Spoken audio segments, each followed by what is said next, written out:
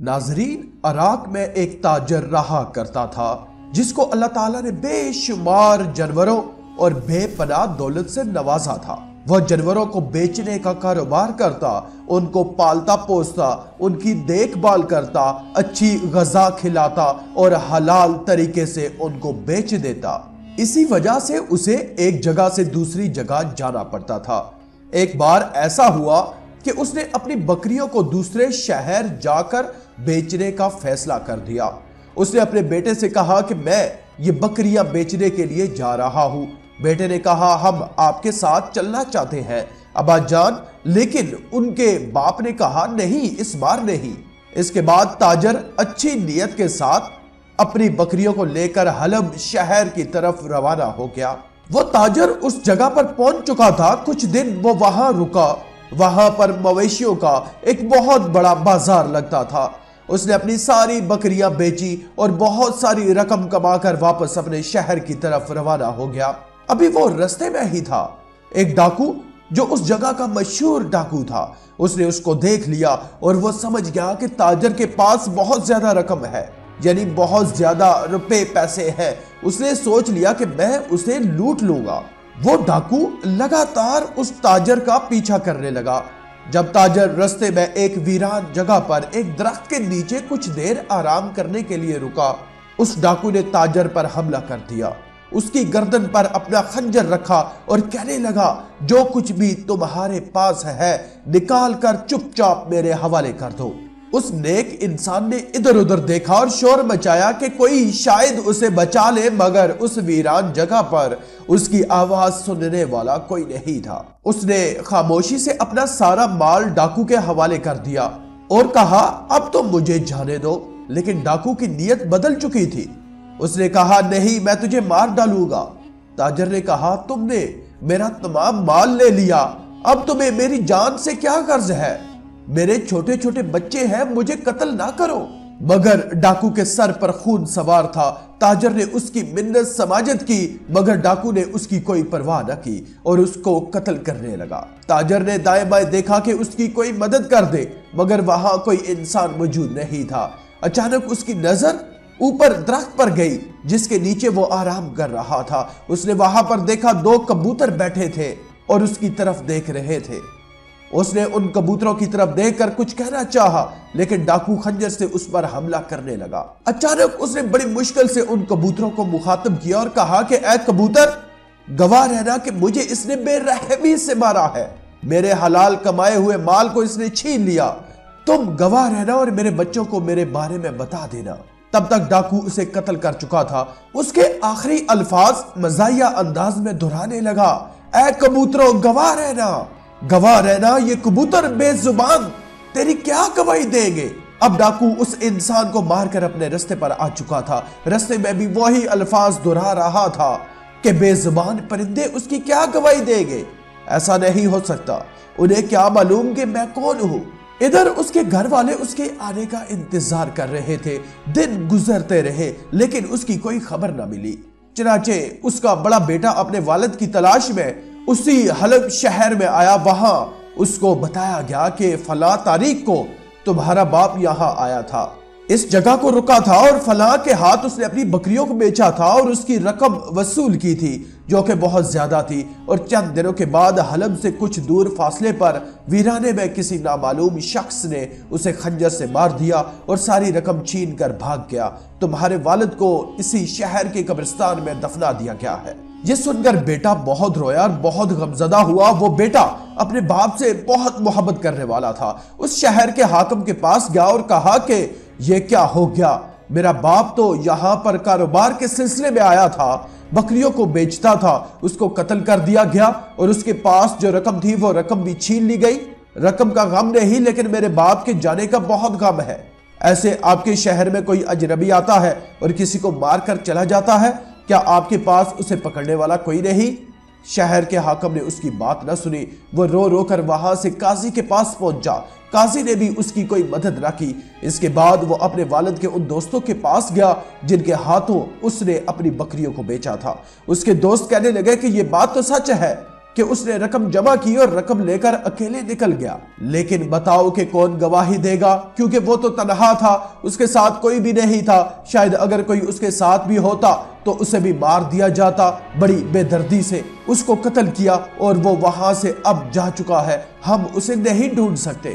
قاتل نے کوئی نشان تک نہیں چھوڑا۔ اس کے بعد تاجر کا بیٹا مایوس ہو کر واپس اپنے شہر آ گیا۔ گھر آ کر وہ سوچ رہا تھا کہ کس طرح سے یہ ساری بات میں اپنی ماں کو بتاؤں، لیکن ماں کو بتانا بھی ضروری تھا۔ اس نے کہا کہ ماں، باپ کو کسی نے مار دیا ہے، وہ کون اجنبی تھا ہم نہیں جانتے، پیسے بھی لے کر وہ بھاگ گیا ہے اور باپ کو اس نے ختم بھی کر دیا ہے۔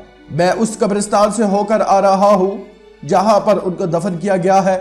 ماں یہ خبر سنتے ہی بے ہوش ہو گئی۔ ماں کو بعد میں ہوش تو آ گیا تھا، لیکن کافی وقت گزر جانے کے بعد بھی قاتل کا کوئی پتہ نہیں چل سکا۔ وہ بیٹا سوچتا ہے کہ کس طرح میں اپنے باپ کو انصاف دوں گا۔ ایک بار ایسا ہوا کہ وہ فجر کی نماز پڑھنے مسجد میں گیا۔ وہاں پر ایک مولوی صاحب تھے۔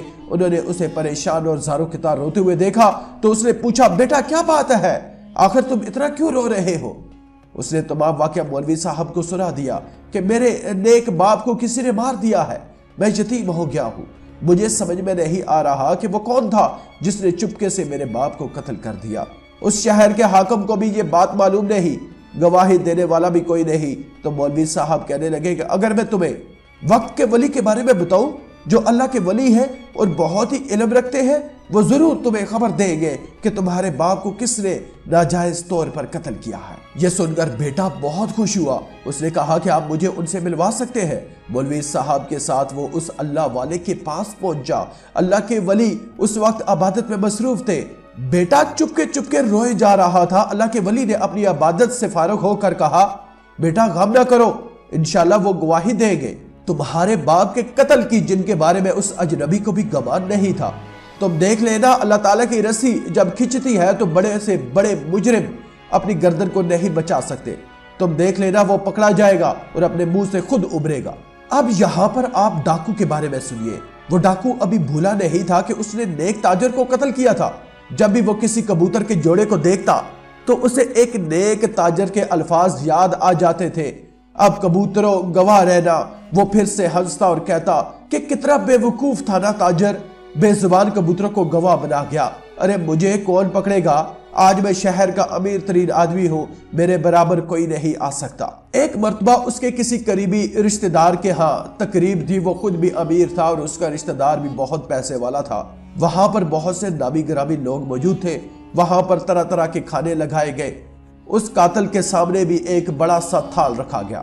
جب اس نے تھال سے ڈھکنا اٹھایا تو سامنے دو بڑے کبوتر بھنے ہوئے پڑے تھے۔ اس آدمی نے ایک لمبی سانس لی اور اس کی آنکھوں کے سامنے ایک درخت، اس کے اوپر بیٹھے ہوئے کبوتروں کا ایک جوڑا اور نیچے ایک لاش گھوم گئی۔ اس کے کانوں میں تاجر کے الفاظ گونج رہے تھے، اے کبوتروں گواہ رہنا۔ اور پھر اس نے نہ چاہتے ہوئے بھی ایک زوردار کہکا لگایا اور زور زور سے وہ ہنس رہا تھا اور لوگ اسے پاگل سمجھنے لگے۔ لوگوں نے دیکھا کہ یہ اس کو کیا ہو گیا ہے۔ وہ دعوت کو بھول کر، کھانے کو بھول کر لوگوں کو قتل کا واقعہ سنانے لگا۔